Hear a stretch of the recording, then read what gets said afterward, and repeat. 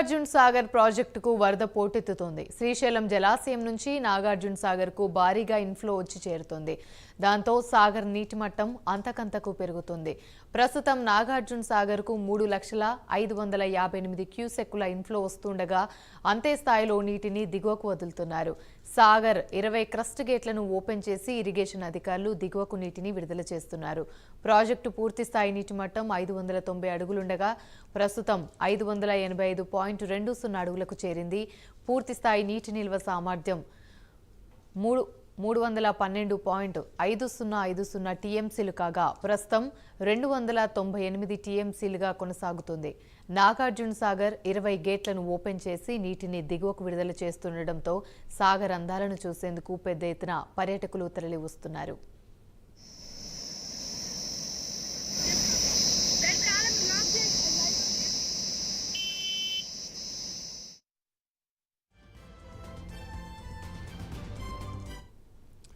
Right, ఇక ఇదే అంశానికి సంబంధించి మరిన్ని వివరాలు మా ప్రతినిధి శంకర్ అందిస్తారు.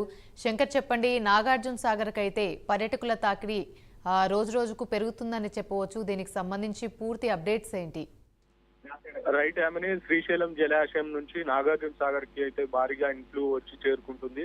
దీంతో నాగార్జున సాగర్ నీటి మట్టం అంతకంతకు పెరుగుతూ వస్తుంది. ప్రస్తుతం 3,05,58 క్యూసెక్లుగా నీరు అయితే ఉంది.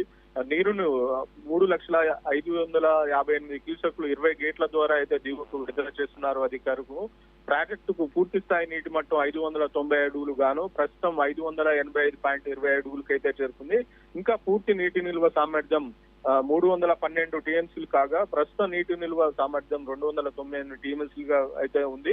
నిన్న ఒకటిగా అయితే గేట్లను లేపుకుంటూ వచ్చారు. ఫస్ట్ 3 గేట్లను లేపారు, దాని తర్వాత 6 గేట్లని, తర్వాత నీటి వరద తాకిడిని బట్టి గేట్లను కూడా ఒకదానికి ఒకటి పెంచుకుంటూ వస్తూ నిన్న సాయంత్రానికి 20 గేట్లను అయితే లేపడం జరిగింది. 20 గేట్లను ఓపెన్ చేసి అధికారులు నీటిని దిగువకు విడుదల చేశారు.